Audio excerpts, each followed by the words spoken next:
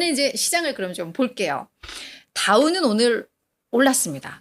확실히 지금은 그 엔비디아의 여진 때문에 기술주 진영은 조금 위축되어 있지만 그 밖에는 뭐 나쁘지 않아요. 그죠? 그래서 다우가 오늘 0.6% 상승하면서 또다시 사상 최고치 경신을 했고요. S&P 500은 퍼센트지로 따지면 그냥 0이에요. 0. 근데 포인트로 한 0.22포인트 내렸습니다. 완전 그냥 제자리예요. 제자리에. 그래서 화살표는 아래로 향하기는 했는데 뭐 완전한 보합이었다라고 보시면 될 것 같고 나스닥은 한 0.2% 내렸습니다. 필라델피아 반도체 지수도 한 0.6 정도 내렸어요. 그래서 오늘은 그 엔비디아 시장에 대해서 사실 뭐 어떤 뭐 경제에 대한 이야기 이것보다 오늘은 그냥 다 월가에서도 엔비디아에 대한 이야기가 가장 많았습니다. 우리 어제도 엔비디아 이야기하면서 엔비디아는 진짜 잘못한 게 하나도 없어. 너무 억울해라고 했는데 확실히 월가도 분위기가 좀 나뉘어요. 많은 사람들이 일단은 결과를 보고 그거에 따른 이제 해석들을 맞추죠. 근데 일단 뭐 실적도 서프라이즈로 나왔고 뭐 앞으로의 가이던스도 뭐 월가 예상보다 괜찮게 제시를 했는데 결국 주가는 많이 밀렸었단 말이에요. 그러다 보니까 이제 이건 실망을 줬어라고 해석을 하는 거죠. 결론을 보면서. 일단 근데 심리적으로 좀 불안하니까 또 주가가 내린 것도 맞아요. 그래서 이게 정말 움직이는 생물처럼 뭐가 먼저인지는 모르겠지만 그게 그냥 시장의 또 평가다라고 보면 될 것 같은데 약간 보수적으로 보는 사람들, 이 밀린 이유를 찾는 사람들은 일단 그 성장세가 그동안은 뭐 200%막 매출 성장이 그랬잖아요. 막 220%, 260% 막 이러다가 이번에 한 120% 성장했고 다음 분기에 한 80, 그 다음 분기에 60%대 이렇게 이제 성장률이 나오다 보니까 성장세의 둔화 이 부분을 좀 꼽기도 하더라고요.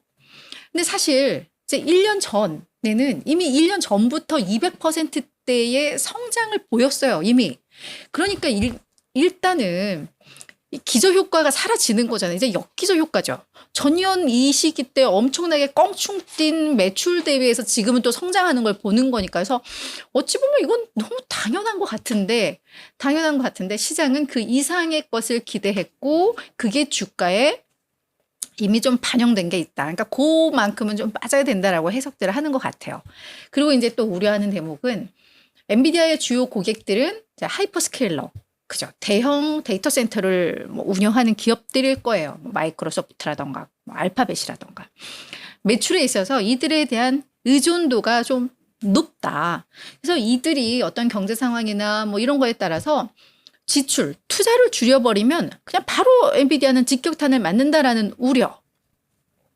근데 그쪽에서는 계속 투자를 하고 있고.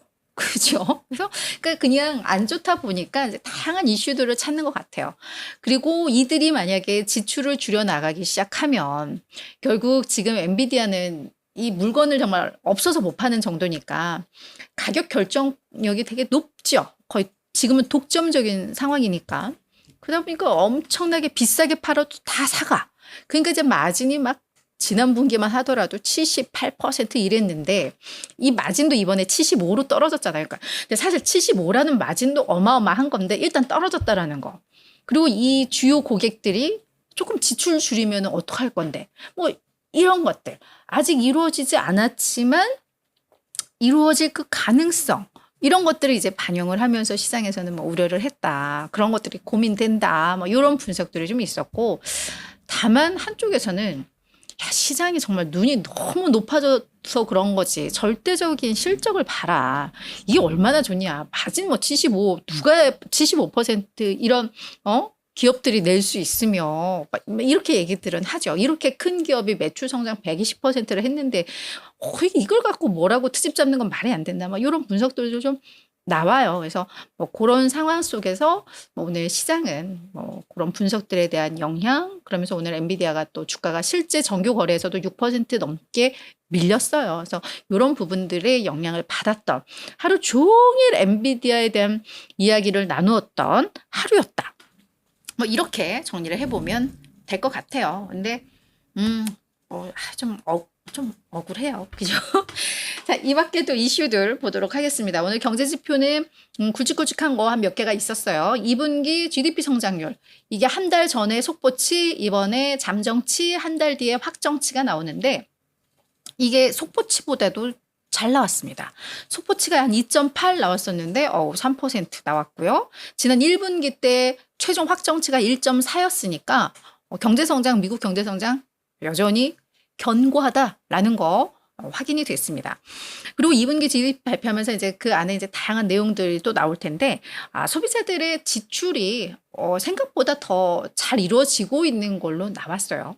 뭐 요즘 기업들 실적들 보다 보면 이제 뭐 소비 지출이 위축되고 있고 뭐 이런 내용도 있고 뭐 여전히 견고해라는 의견도 있고 막 이런데 일단 전체적으로 봤을 때는 괜찮아.